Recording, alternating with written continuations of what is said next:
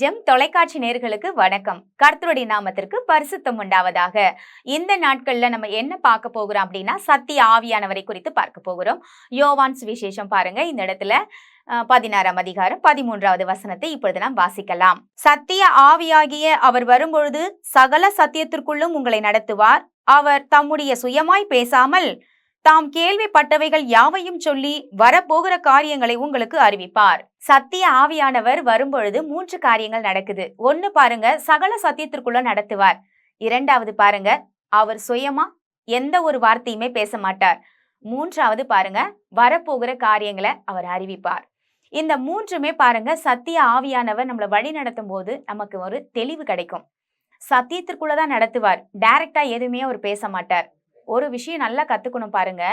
ஆவியானவர் உங்ககிட்ட பேசுறாரு அப்படின்னு சொல்லி நீங்க எப்படி கண்டுபிடிக்கலாம் அப்படின்னு சொன்னா, சத்திய ஆவியானவர் வரும்பொழுது சத்தியத்துல இருந்து நம்ம எடுத்துதான் அந்த வார்த்தைகளை அவர் கொடுப்பாரே தவிர சுயமா எதுவுமே பேச மாட்டார். நீங்க அதை பைபிள்ல செக் பண்ணியே பார்க்கலாம். பைபிள் எடுத்து நீங்க வாசிக்கும் பொழுது சத்திய ஆவியானவர் பாருங்க, அந்த வார்த்தைகளை இருக்கிற பைபிள்ல இருக்கப்பட்ட அந்த வார்த்தையை தான் எடுத்து அவர் போதிப்பார். என்ன போதிப்பார் அப்படின்னா, இது செய்யறது தப்பு அப்படின்னு சொன்னாக்கா என்ன செய்வாரு? வசனத்தை எடுத்து காண்பிப்பார். இதை செய்யாதீங்க, இப்படி செய்யுங்க அப்படின்னு சொல்லி வசனத்தின் மூலமா தான் கண்டிப்பார். நமக்கு டைரக்டா எதுவுமே அவர் சொல்ல மாட்டார். சுயமா பேச மாட்டார். அப்படின்னா இரண்டாவது காரியத்துல பாருங்க, சுயமா அவர் எதுவுமே சொந்த கதையோ சோக கதையோ பேசுறதுக்காக அவர் வரல. பாருங்க, பிதா அனுப்பின பரிசுத்த ஆவியானவர் பாருங்க, பிதா குமாரனை அனுப்பினார். குமாரன் மூலமாக பரிசுத்த ஆவியானவர் வந்தார். ஆனா வந்த அப்புறம் பாருங்க, பிதா பாருங்க சொன்னதையும் குமாரன் செய்து முடித்ததையும் இது எல்லாம் பாருங்க அவர் சொல்றதுக்காக தான் பரிசுத்த ஆவியானவர் சத்திய ஆவியாகிய தேற்றலவாளனை அனுப்புறார். அவர் சுயமா எதுவுமே பேச மாட்டார். பைபிள்ல இருக்கிற வேர்ட்ஸை எடுத்துதான் நமக்கு சொல்லி தருவாருங்களாம். மூன்றாவது பாருங்க, வரும் காரியங்களை அறிவிப்பார். நமக்கு வர காரியம்னா நம்மளுக்கு என்ன நடக்க போகுது நமக்கு தெரியாம இருக்கும். ஆனா நமக்கு என்ன நடக்க போகுது அப்படின்னு சொல்லி வேதாகம அடிப்படையில பாருங்க தீர்க்க தரிசனமா நமக்கு அவர் சொல்லுவார். எப்படி சொல்வார் அப்படின்னா, பிரேயர் டைம்ல நீங்க பிரேயர்ல அமர்ந்திருக்கும் போது தியானிக்கும் பொழுது தேவனை பாருங்க நம்ம இன்னும் அறிந்து கொள்ளணும் அப்படின்னு சொல்லி நீங்க பிரயாசப்படும் பொழுது தேவன் வரும் காரியங்களை உங்களுக்கு சொல்லி கொடுப்பார். சத்திய ஆவியானவரோட வேலை இதுதாங்க. இந்த வேலைக்கு பாருங்க சத்திய ஆவியானவர் இல்லைன்னா நம்ம புரிந்து கொள்ளவே முடியாதான். நம்ம இஷ்டத்துக்கு பாருங்க பைபிள் படிக்கிற காலத்துல ஒண்ணுமே புரிஞ்சுக்க முடியாது. நான் பாருங்க சர்ச்சுக்கு போன ஃபர்ஸ்ட் டைம்ல இருந்து ரொம்ப வருஷமா நான் பைபிளை எடுப்பேன், வாசிப்பேன். ஆனா அந்த பைபிளை வாசிச்சுட்டு வச்சுட்டு அப்புறம் ஒண்ணுமே புரியாது. பைபிளை படிக்கும் போது ஏதோ கொஞ்சம் நெஞ்சம் அப்படி புரிஞ்ச மாதிரி இருக்கும். ஆனா அதுக்கப்புறம் ஒண்ணுமே புரியாது. ஆனா இந்த சத்திய ஆவியானவரை பாருங்க பெற்றுக்கொண்ட ஒவ்வொரு நபருமே பாருங்க சகல சத்தியத்திற்குள்ள இருக்கிற காரியங்களை பாருங்க ஒரு கதை மாதிரி நமக்கு அழகா நமக்கு ஞானத்தை கொடுத்து போதிப்பாரு. நமக்கு மைண்ட்ல எப்படிலாம் ஏறுன்றது அவருக்கு நல்லா தெரியும். சிறு குழந்தைங்களுக்கு ஒரு கதை சொன்னா எப்படி நம்ம சொல்லுவோமோ அந்த மாதிரி பைபிள்ல இருக்கிற காரியங்களை நமக்கு என்ன பண்ணுவாருன்னா, நீங்க ஆபிரகாமின் ஸ்டோரிய படிக்கிறீங்க அப்படின்னா அந்த ஸ்டோரிக்குள்ள நீங்க வாழ்ந்தா எப்படி இருப்பீங்க அப்படின்றது போல அவர் சொல்லி கொடுப்பாரு. அப்போ நம்ம மனசுல பாருங்க பதியறதுக்கு யார் உதவி செய்யறார் அப்படின்னா சத்திய ஆவியானவர் தாங்க.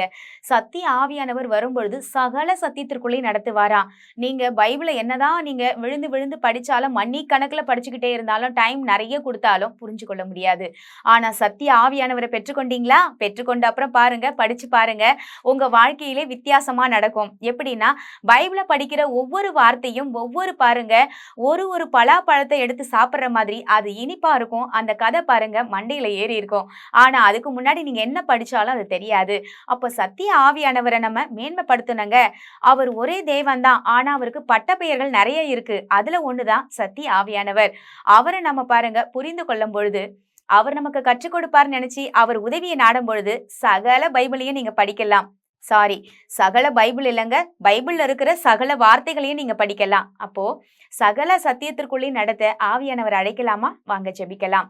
எங்கள் அன்பும் இரக்கமும் நிறைந்த நல்ல தகப்பனே, நாங்கள் உம்மண்டையில் வருகிறோம் சுவாமி. இந்த நாட்கள்ல சத்திய ஆவியானவரை குறித்து நாங்கள் பார்த்தோம்.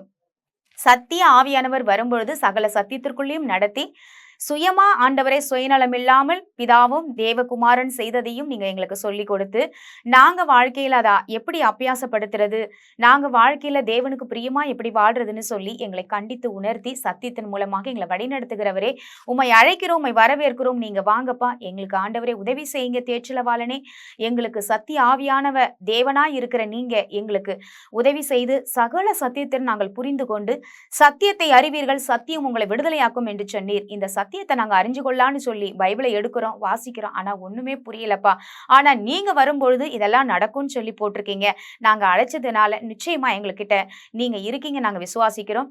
நீங்க இந்த நாட்கள்ல இருந்து எங்களை நடத்த போறீங்க, நாங்க விசுவாசிக்கிறோம்.